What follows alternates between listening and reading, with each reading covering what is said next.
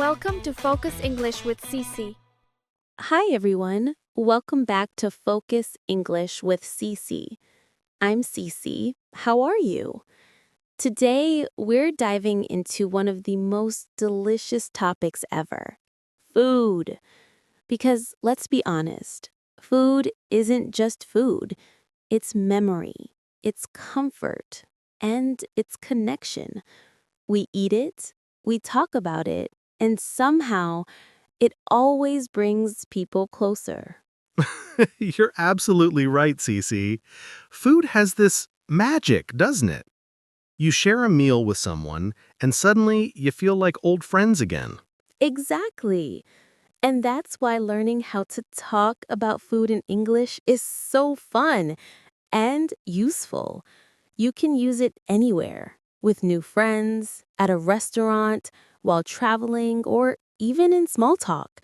It's like the universal language of happiness. Universal language. I love that. So, what are we doing today? Talking about pizza, sushi, or both? Maybe both. But before we jump into our favorite foods, let's start with this simple question for everyone listening. What's your favorite food and why? Take a second, think about it. Because today, Tom and I are going to help you describe your favorite food in English clearly, emotionally, and naturally. Oh, and before we dive in, if you're enjoying learning English with us, make sure to subscribe to Focus English with Cece and tap that little bell icon so you'll never miss our next fun and easy English lesson. Yeah, don't wait. Subscribe now so you can keep learning with us every day.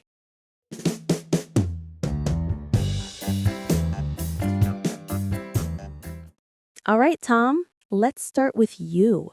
What's your all-time favorite food? Hmm, that's a tough one, Cece. But if I had to choose, I'd say pizza. Specifically, a hot, cheesy margarita pizza straight out of the oven. Just thinking about it makes me hungry. Oh, I knew you'd say pizza. You talk about pizza like it's your first love. Maybe it is. I love the smell of fresh dough and melted cheese, the crispy crust, the warm tomato sauce, the soft cheese, everything about it just hits the spot. Oh, that's a great idiom, Tom. Can you explain what it means? Sure, hits the spot means something is exactly what you needed, especially food or drink. Like when you're really hungry and that first bite of pizza, it hits the spot perfectly. Exactly. That first bite of something you've been craving, that's pure joy. And I totally get it, Tom, because my favorite food is sushi. Ah, sushi. Elegant choice. What do you love about it? Well, sushi feels like balance.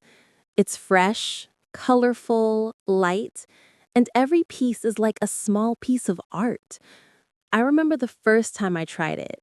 I was a little scared because it looked so different from anything I'd eaten before.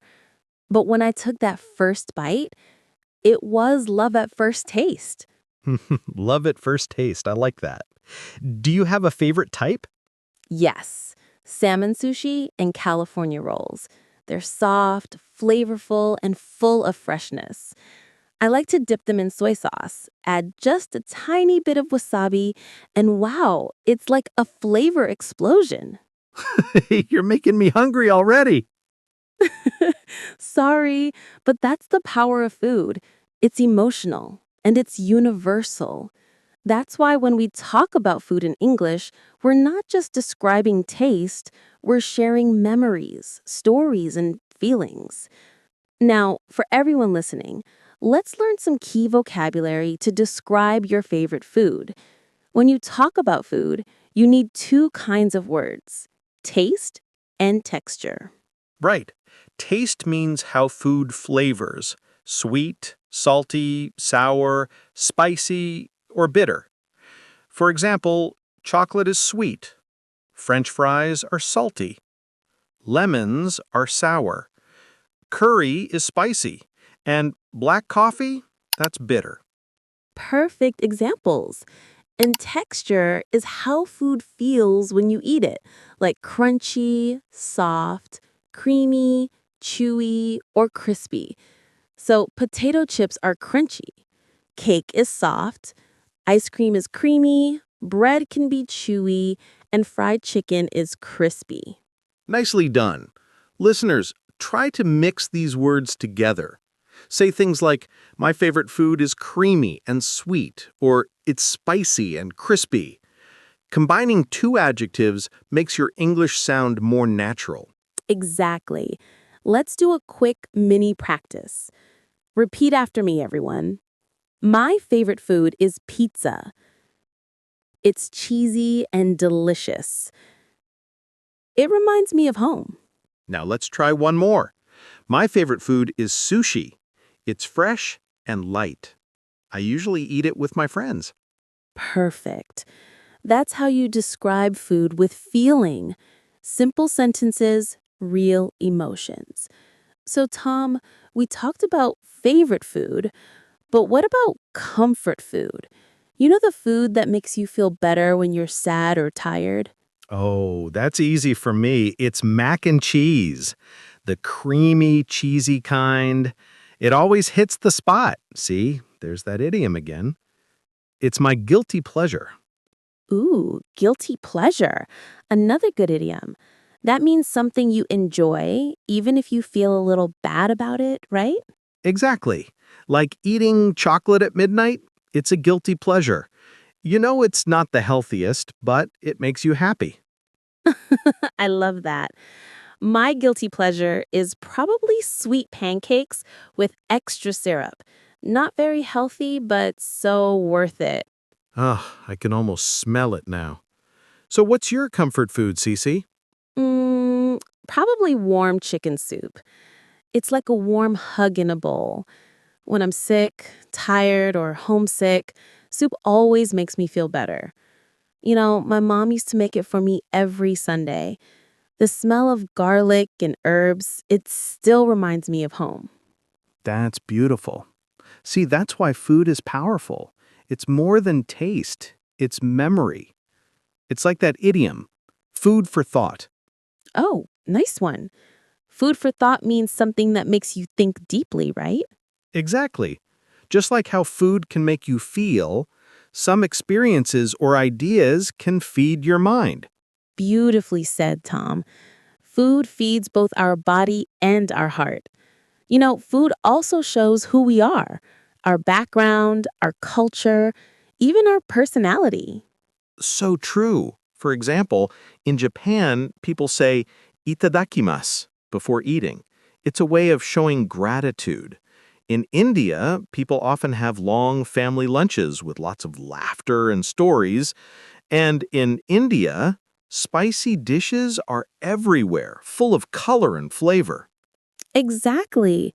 And then my culture, we always share food.